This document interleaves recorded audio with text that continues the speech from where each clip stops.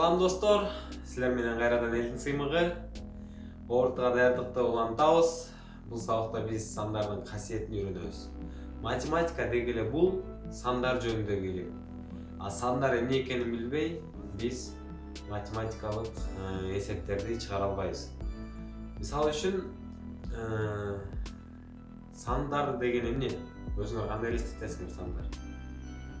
Сан ооба биз деген бир нерсени санайбыз, санаганда ошондо сан керек. Мисалы үчүн, манжаларды санаганда 1, 2, 3, 4, 5 манжа. Демек 5 бир кандайдыр бир сан болуп атат, Ошолорду бир математикалык туюнтуп жазуу үчүн бир кандайдыр бир эрежелер киргизилген да. Мисалы үчүн, натуралдык сандар n тамгасы менен белгиленген. Натуралдык сандар булар биз бир нерсени санай ала турган сандар да. Мисалы үчүн 5-6 китеп же болбосо 10 ноутбук десечи, мисалы үчүн санайбыз да 1, 2, 3, 4, 5, 6, 7, 8, 9, 10 депчи. Ушинтип санай алган нерселердин баардыгын натуралдык сандар кирет. Демек, натуралдык сандар булар бирден баштап 2, 3, 4, 5, 6, 7 деп туруп плюс чексизге чейинки сандар кирет экен. Натурал сандар чексизге чейин кетет деп турабы? Бирден баштап сен чексизге чейин санай аласың да. Ошондуктан буларды натуралдык сандар деп n тамгасы менен белгилеп коюшкан. Эми натуралдык сандардан дагы башка сандар бар да. Мисалы үчүн, математикада кээде көрөсүңөр терс сандар деп турат. -5, -6, -10, -1000. Булар терс сандар. Алар кантип түшүндүрсүң? Мисалы үчүн, бир ок сызалы анын ортосунан бөлөнүп. Бул тең ортосу 0 болсун дейли. 0 терс санга да кирбейт, оң санга да кирбейт. Ортосундагы нейтралдуу бир сан, жок деген сан. Эми мисалы үчүн мынтип түшүндүрөйүн. 0 деген санды силер азыр акчаңар жок деп турайын да. Ушинтип түшүндүрөйүн. Акчаңар жок экенсиз. Анан силер акча таба баштадыңар. 1 сом таптыңар, 2 сом таптыңар, 3 сом таптыңар. Анан 4 сом таптыңар, анан 5 сом таптыңар. Ушинтип миллионер, миллиардер болуп кеттиңер да. Акчаңардын чексиз көп акча бар болуп калды да силердечи. Эми кандайдыр бир учур келип, силер акчаңардын баарынан кол жууп калып, артка кеттиңер. Демек, карыз боло баштадыңар. Акча силерде азыр жок таптакыр. Бирок силер артка кетип, кайра бирөөгө акча карыз болуп калдыңар. Демек, артка кетүү деген кандай? Ушул эле сандарды артка кылат. -1, -1 сом карыз болдуңар, -2, -3 сом карыз болдуңар, -4, ушинтип чексизге чейин карыз болдуңар деп эсептейли. Бирок карыз болбой эле койгула чындап. Карыз деген жакшылык калпаган. Демек, бул сандардын баары, демек, минус чексизден баштап плюс чексизге чейин сандардын баары бүтүн сандар деп аталат. Бүтүн сандар. Ал бүтүн сандар болсо z тамгасы менен белгиленет. Демек, минус чексизден баштап плюс чексизге чейинки баардык сандар бүтүн сандар. Z тамгасы бул бүтүн сан деген түшүнүлөт. Эми мен натуралдык деп жазайын,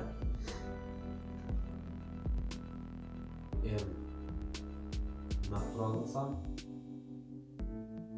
анан z бул бүтүн сан. Бүтүн сан. Демек, бүтүн сандар минус чексизден плюс чексизге чейин сандар. Ал эми натуралдык сандар мына ушул 1ден баштап плюс чексизге чейин кеткен сандар. Булар натуралдык сандар болот. Натуралдык сандар. Натуралдык сандар булар мисалы үчүн 0-ді, -1-ді айта албайсың натуралдык сан деп. Натуралдык сан жөн гана 1ден баштап плюс чексизге чейинки баардык сандар. Эми бул z бүтүн сан. Өз ара 2ге бөлүнөт. Z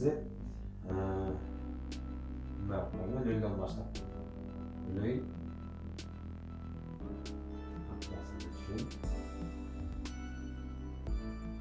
z минус z плюс. Демек, терс бүтүн сан жана оң бүтүн сан. ters bütün sanlar minus çeksten başlayıp nölge çeyinki sanlar geldi. Nölden başlayıp kayra plus çeksten çeyinki sanlar bular 10 bütün sanlar oldu. Demek bütün sanlar olsa bunu ölçüleyeyim, bari ölçülüğüne okşayıp жазып алсаңар да болот. Жазып алгандын эң бир жакшы жери силер мен үйрөткөн нерселерди өзүңөрдүн мээңерден кайра өткөрөсүңөр да ошол видео запись сыяктуучу кайра кайталасаңар өзүңөр түшүнөсүңөр жакшыракчы. Демек z бүтүн сан экен. Ал эми бүтүн сандар өз ара z минус же болбосо z плюс болуп 2ге бөлүнүп экен. Демек булар минус чекстен баштап 0 анан кийин айра 1 2 3 бияка минус белеп койгон мындай 3 4 5 4 плюс чекске чейин. Мына кейін натуралдык жана бүтүн сан дегенди түшүнүп алдык. Эми бул сандар биздин кийинки орто сабагыбызды өтүүгө аябай бир жакшы жардам берет. Эми кийинки темага өтөлү. Ушул эле сандар менен биз деген так жана жуп сандар эмне экенин билебиз. Так сандар деген булар 2ге так бөлүнгөн сандар. Ушул бүтүн сандардын ичинен кайсыл бүтүн сандардын ичинен кайсыл сан 2ге так бөлүнсө, анда алар жуп сан болот. Жуп сандар. Жуп сан деп коелу. Демек жуп сандар болсо 2ге так бөлүнөбү? Туура, калдыксыз так бөлүнөт. 2-ни 2 бөлсөк 1 чыгат. Демек бул жакка 2 кирет экен. 4чү? 4т 2 бөлсөк так бөлүнөбү? Так бөлүнөт. 4т 2 бөлсөк 2 чыгат. Эч кандай бир калдыгы менен чыкпайт. Бул так чыккандардын баары жуп сан болуп чыгат. 6чы? 6га 2ге так бөлүнөбү? Бөлүнөт. 7чи? 7 2ге бөлсөк калдыгы менен чыккан. Демек 7ни жазсак бул болбой тура эмес болуп калат. Муну жазбашыбыз керек. Ал эми мунун ордуна 8 келет. 8 келет. Демек булар жуп сандар болду. Эми ушулардын эле терс сандары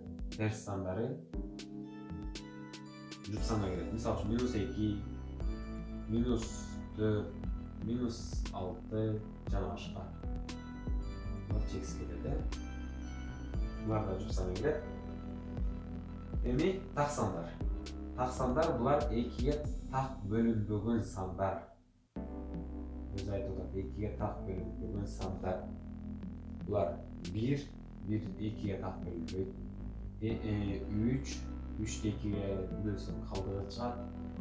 5 7 9 ушинтип кете берет.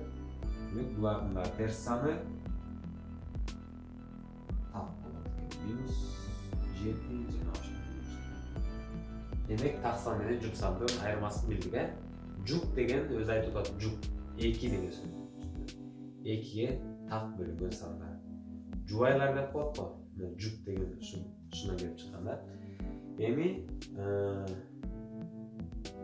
жөнөкөй жана курама сандарды айтайын. Ошону түшүндүрөйүн. Жөнөкөй жана курама сандар. Башка бөлүмдү түшүндүрөйүн. Жөнөкөй сандар, курама сандар.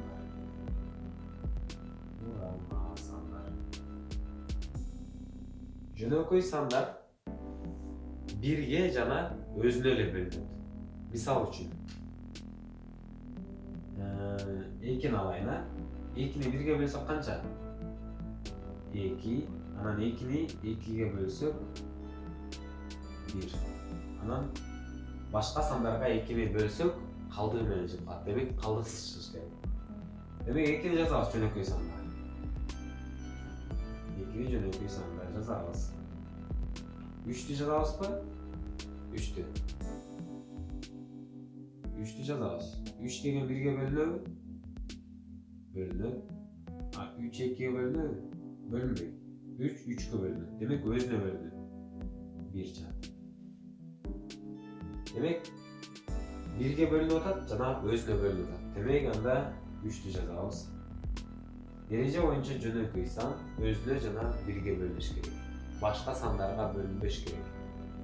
Эгер башка сандарга бөлүнө турган болсо, анда курама сан деп аталат. 4'tü алып көрөйүн мисалы үчүн. 4. 4'tü 1'ge bölsök 4 çıkar. 4'tü 4'e bölsök 1 çıkar. Ereje boyunca jönökөй sandarga жазылыш үчүн, бул жака жазыш үчүн өзүнө анан 1'ge эле бөлүш керек. Бирок 4 деген 2'ge да так бөлүнөт. 4 бөлүнгөн 2 барабар 2. Демек бизде ушул 2 эрежеден тышкары дагы бирөө пайда болуп калды. Демек бул деген жөнөкөй санга кирбейт. Үчүнчү бөлүүчүсү пайда болуп калды. Демек аны биз деген бул жака киргизбейбиз. Демек карама каршы курама санга киргизебиз. Курама санга киргизебиз. Демек 2 да кирет бул жака, анан 4 кирет. Эми 5'ti жазып коеюнчу. 5 деген 1'ge бөлүнөт турабы? 5'ti 1'ge бөлсөң 5. Анан эми 5'ti 5'ge бөлсөң 5. Дагы кайсы санга бөлө аласың 5'ti? 5'ti башка эч бир санга так бөлө албайсыңар, калдыксыз бөлө албайсыңар. Ошондуктан биз эрежеге ылайык 5'ti жөнөкөй сандарга жазабыз. Ал эми 6'нычы? 6'ны ооба, 6'ны 1'ge бөлсөк 6 чыгат. 6'ны 6'га бөлсөк 1 чыгат. Эреже боюнча 1'ge бөлдүк, кана өзүнө бөлдүк, 6'ны 6'га бөлдүк. Бирок 6'ны 2'ge да бөлсөк болот. Демек эреже бузулуп кетти ушул жерде.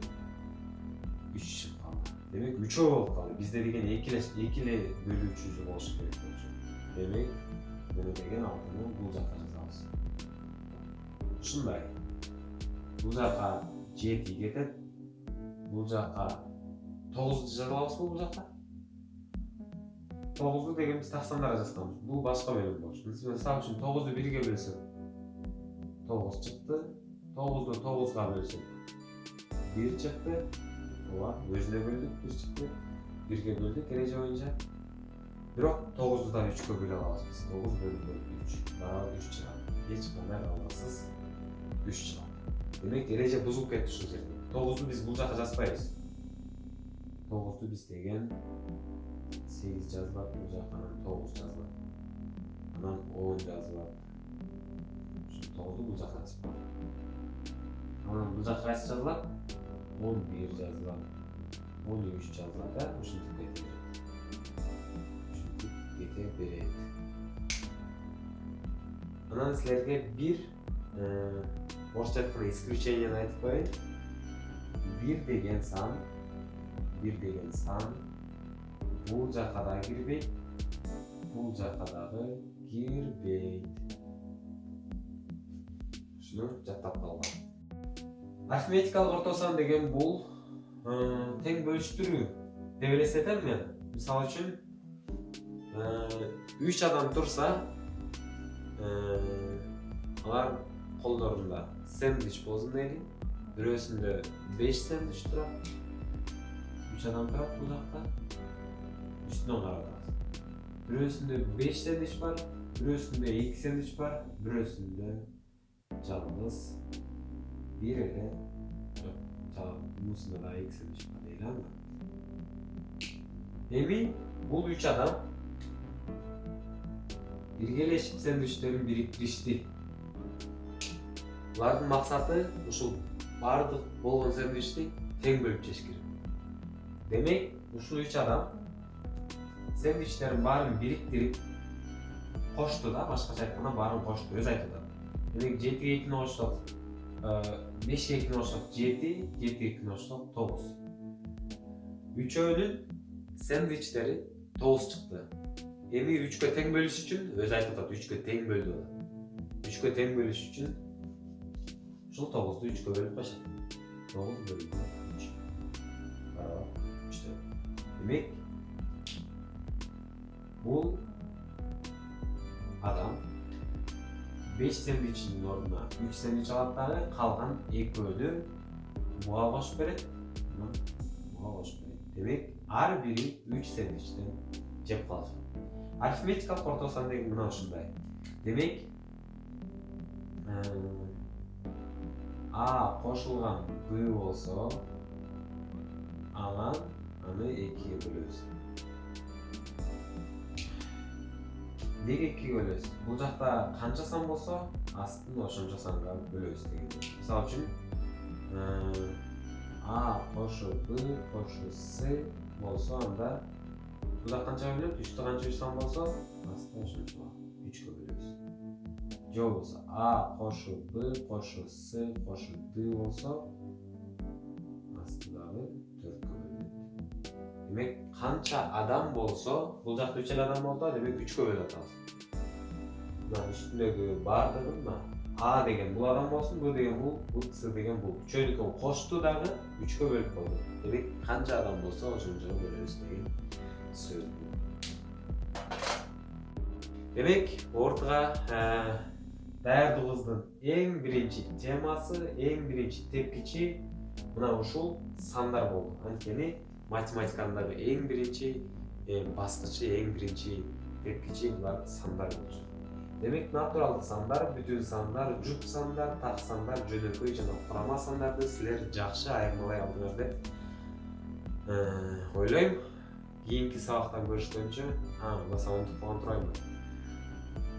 Астына ссылкага сандардын бөлүнүүчүлүк касиетин коюп коем. Силер аны ссылкага менен басып кирип, ошону көрсөңөр болот. Ал жакта деген мисалы үчүн ушул жакта эле натурал сандардын 22-ни алсам, 22 саны кайсы санга так бөлүнөт деген суроого жооп берет да. Мисалы үчүн 22-ни карап туруп эле мен 2-ге так бөлүнөт деп айта алам депчи. Ушунда кайсы эрежелер негизинде мен айтып атканымды ошол сабакта түшүндүрүп берем. Силер менен элиңиз кыймыл болду. Кийинки сабакка көрүшкөнгө чейин кош кыла.